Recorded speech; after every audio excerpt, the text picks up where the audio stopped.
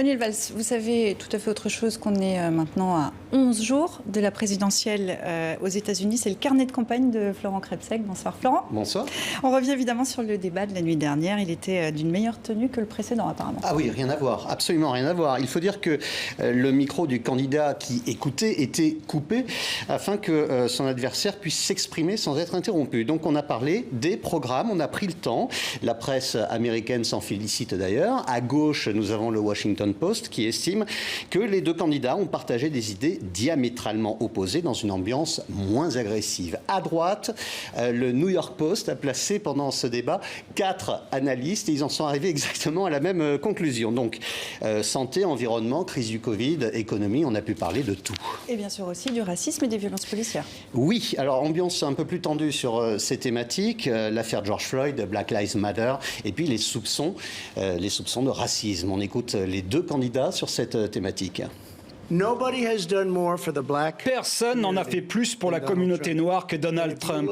Et si vous regardez, à l'exception d'Abraham Lincoln, possible exception, mais à l'exception d'Abraham Lincoln, personne n'a fait ce que j'ai fait. Il est l'un des présidents les plus racistes que nous ayons eu dans l'histoire moderne. Il attise le feu raciste. Il a commencé sa campagne en descendant de l'escalator en disant qu'il allait se débarrasser de ces violeurs mexicains.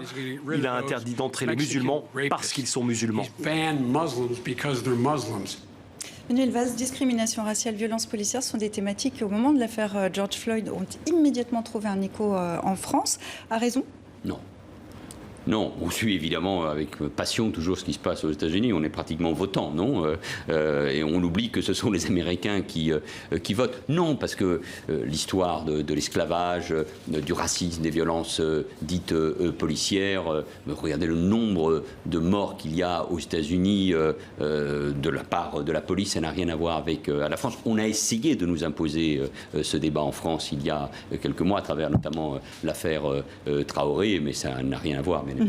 On retourne aux États-Unis avec un symbole de la diversité, Kamala Harris. Oui, son père est d'origine jamaïcaine, sa mère était d'origine indienne, donc côté diversité, difficile de faire mieux. La colissière de Joe Biden et peut-être future vice-présidente, et ici, lors de son débat face à Mike Pence, porte un collier de perles. Et des perles, elle en porte quasiment tous les jours, des colliers à rang unique, à 2 ou 3 rangs, des perles blanches, des perles noires également. On va pas faire la rubrique mode. Hein. D'accord. Mais quand même, toutes ces perles au sommet de l'État, c'est pas une nouveauté aux États-Unis. Ouais, on en a vu plein, et surtout à la Maison-Blanche.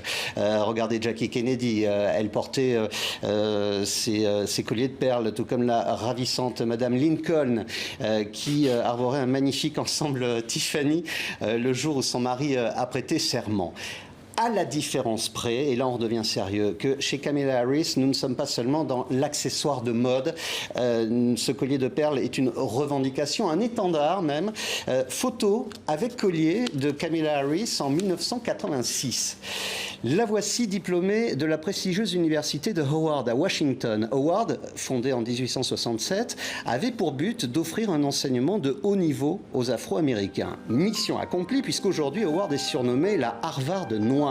Et au sein de cette université a été créée en 1908 une fraternité qui se nomme AKA, vous le voyez, Alpha Kappa Alpha. Cette fraternité AKA réunit les étudiantes et anciennes étudiantes pour promouvoir la nécessité de la diversité aux États-Unis.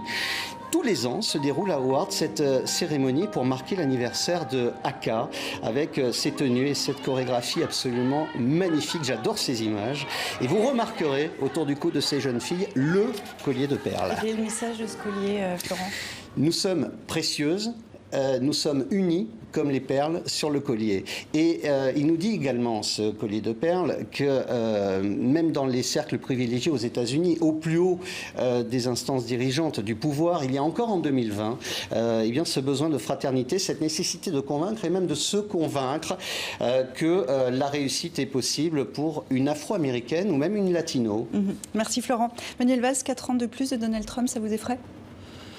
Je le ferai pour le monde, sans doute d'abord pour les États-Unis, qui sont confrontés au fond. Là, oui, des comparaisons avec ce qui se passe dans notre pays, c'est-à-dire la nécessité d'unir les gens. On voit bien que pour des raisons qui sont trop longues à expliquer, nos sociétés modernes, industrielles, sont profondément divisées, pas uniquement entre origines, mais entre classes sociales, entre régions. On l'a vu avec le mouvement des Gilets jaunes ici, la contestation des élites, le rôle des médias et des réseaux sociaux, bref, la question de l'immigration, bien évidemment. Et donc on a besoin de gens qui apaisent, qui rassemblent autour des valeurs. En l'occurrence, ce sont les valeurs américaines, nous, ce sont les valeurs aussi républicaines. Il y a beaucoup de liens qui nous lient, il y a beaucoup de liens avec les États-Unis. Mais surtout, c'est important pour le monde. Il faut que les États-Unis jouent pleinement leur rôle et notamment reprennent le chemin de ce qui est l'accord de Paris signé, le grand défi de l'écologie et la son première rôle. Puissance mondiale, bien sûr. Et C'est aussi le rôle pour ça de que ça cette nous intéresse. hyperpuissance, bien évidemment.